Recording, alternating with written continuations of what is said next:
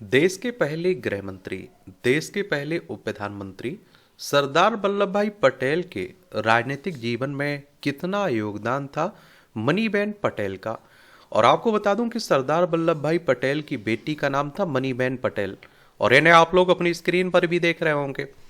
वल्लभ भाई पटेल के राजनीतिक सार्वजनिक जीवन में एक महिला हमेशा उनके साथ दिखाई देती रही। ये महिला मनीबेन पटेल थी, सरदार पटेल की बेटी, और जवाहरलाल नेहरू, इंदिरा गांधी की तरह ही सरदार पटेल मनीबेन पिता पुत्री की जोड़ी भारत के स्वतंत्रता संग्राम में अद्वितीय जोड़ी थी। मनीबेन ने सुखी जीवन को छोड़कर अपने पिता के पद चिन्हों पर चलने में जीवन का अर्थ देखा, और जब तक सरदार पटेल जीवित रहे मनीबेन ने उनकी निरंतर सेवा की और उनकी आशाओं और निराशाओं, दुखों और खुशियों को बेहद करीब से देखा। सरदार की मृत्यु के बाद मनीबेन राजनीति में सक्रिय हुई, लगभग 3 दशकों तक एक सांसद के रूप में समाज सेवा करती रही। और आप देखते हैं इस दौरान सादगी के गांधी जी और सरदार पटेल से मिले संस्कारों का आजीवन पालन भी किया। वकील की बेटी का सफर, क्योंकि आप सभी जानते हैं कि सरदार वल्लभ भाई पटेल कौन थे, वकील थे।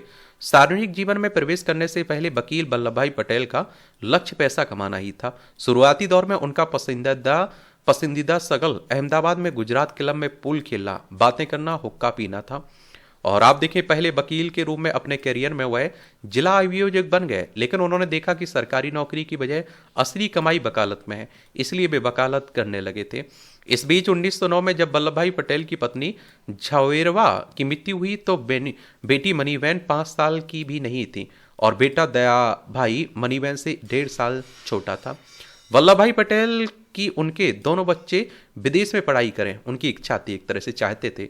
इसकी तैयारी में उन्होंने दोनों बच्चों को मुंबई में एक अंग्रेजी महिला मिस विल्सन के घर में रखा, ताकि वे कम उम्र से ही बातचीत के जरिए अंग्रेजी सीख सकें। वहां इन दोनों बच्चों के अभिभावक चाचा विट्ठल भाई पटेल थे। जिस दौर में 10-15 रुपये महीने पर घर आराम से चल रहा था, उस वक्त वल्लभ भाई पटेल अपने दोनों बच्चों को अंग्रेजी पढ़ाने के लिए ढेरों रुपये प्रति महीना खर्च कर रहे थे। इस वजह से गांधी जी के संपर्क में आने से पहले मनीबेन और दया भाई के बीच पत्राचार अंग्रेजी में होता था, क्योंकि दोनों गुजराती लिख पढ़ नहीं सकते थे। खादी के कपड़े पहने और सीधी सी दिखने वाली मनीबेन की तस्वीरों को देखकर शायद ही इसकी कल्पना की जा सकती है। बापू और बापूजी के साय में वल्लभ भाई खेड़ा सत्याग्रह से गांधी जी के सिपाही और गुजरात कांग्रेस के नेता बने। इस बीच मनीबेन 1917 में अपने पिता के साथ अहमदाबाद चली गई, जबकि चाचा विट्ठल भाई पटेल मुंबई में रह रहे थे और वह गुजराती विद्यापीठ की छात्रा बन गई। खादी शुरू होने के बाद उन्होंने इसे अपना लिया था। वल्लभ भाई पटेल ने उनका अनुसरण किया और 1921 में से खादी पहनना शुरू किया। तब मनीबेन ने संकल्प लिया कि वह धागा काट कर बापू वल्लभ भाई के लिए धोती तैयार करेंगी। इस संकल्प के थोड़े दिनों के बाद से सरदार के जीवित रहने तक उनके कपड़े मनीबेन के काते धागे से बनते थे। और आप देखिए, मनीबेन पटेल वल्लभ भाई को बापू और गांधी जी को बापूजी कहती थी। मनीबेन अपने पिता के साथ तब तक व्यवहार करने में असहज थी, यह परंपरागत और तौर तरीकों के चलते था।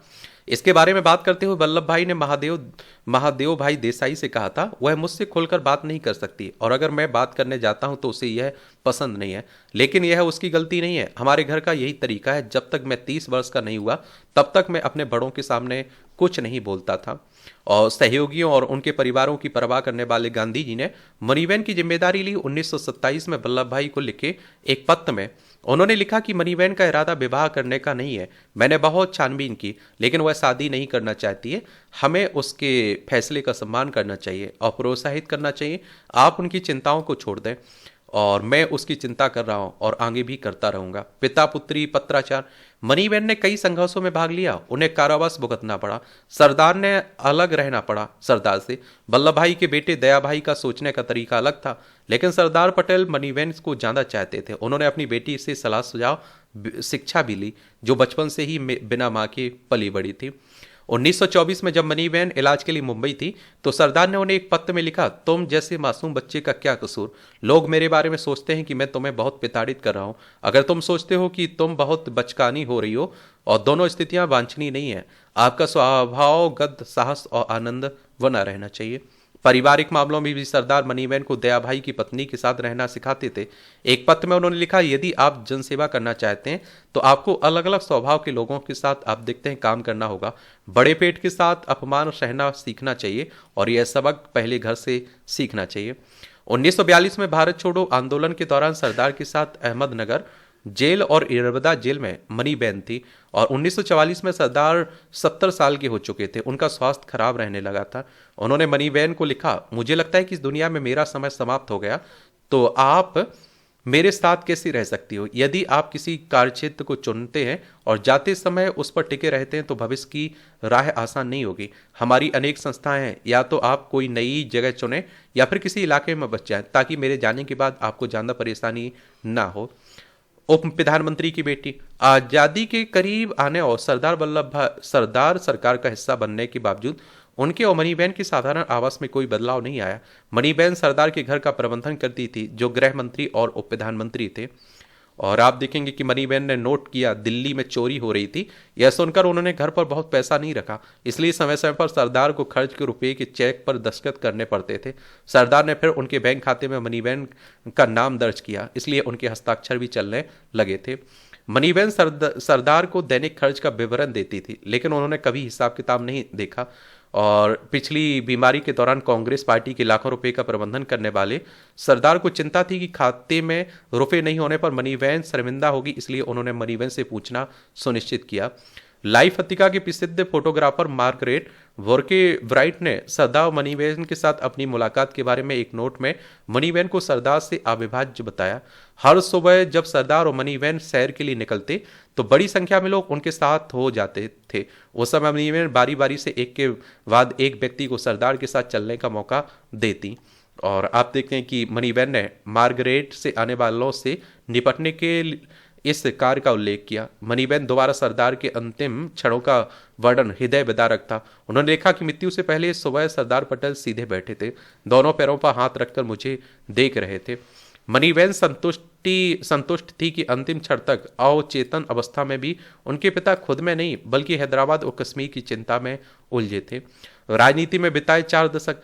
आम धारणा यह है कि सरदार के उत्तराधिकारी राजनीति से दूर है, लेकिन मनीबेन और दया भाई दोनों ही राजनीति में सक्रिय थे। बेशक सरदार ने उन्हें अपने उत्तराधिकारी के रूप में कभी आगे नहीं बढ़ाया। सरदार की मृत्यु के 2 साल बाद 1952 में स्वतंत्र भारत के पहले लोकसभा चुनाव में मनीबेन ने खेड़ा दक्षिण सीट से कांग्रेस के उम्मीदवार के रूप में जीत हासिल की। दूसरी लोकसभा चुनाव में उन्होंने आनंद सीट से जीत हासिल की थी। और वहीं पटेल के बेटे दया भाई कांग्रेस से निकलकर स्वतंत्र पार्टी में शामिल हो गए, जबकि मनीबेन कांग्रेस में ही रही। तीसरा लोकसभा चुनाव 1962 में हुआ। इससे पहले गुजरात राज्य विभाजित हो चुका था। इससे पहले जो महा गुजरात आंदोलन हुआ उसके कारण कांग्रेस की स्थिति अच्छी नहीं थी। सरदार की बेटी होने के बावजूद मनीबेन आनंद सीट से निर्दलीय उम्मीदवार से 22,000 मतों से हार गई थी। और लोकसभा में हार के बाद कांग्रेस ने मनीबेन को 1964 में राज्यसभा भेजा। वह 1970 तक सांसद रही। कांग्रेस के विभाजन के बाद 1973 में लोकसभा उपचुनाव में साबरकांठा सीट से मनीबेन ने कांग्रेस एस की सीट पर जीत हासिल की। वह 1977 के आपातकाल के बाद चुनाव में भारतीय लोक दल के उम्मीदवार के रूप में मेहसाना सीट से चुनी गई थी। इस प्रकार एक सांसद के रूप में उनकी यात्रा जो 1952 से शुरू हुई 2 साल छोड़कर लगभग 3 दशकों तक जारी रही इसमें। और आप देखिए अंतिम वर्षों तक के वे विभिन्न गांधीवादी संगठनों से जुड़ी रहीं। उन्होंने एक ऐसा जीवन जिया जो इतना सरल था कि मीडिया में उनकी मार्मिक कहानियों को रिपोर्ट किया जाता था। उनके जैसे चंद लोग ही थे जिन्होंने कभी पूरे देश को रोशन किया, जो नई वास्तविकताओं में अप्रासंगिक हो गए। 1990 में उनकी मृत्यु एक तरह से मौजूदा राजनीति के गिरते मूल्यों से उनकी मुक्ति थी। तो यही कहानी है किसकी? सरदार पटेल और उनकी बेटी किसकी? मनीबेन पटेल की। धन्यवाद।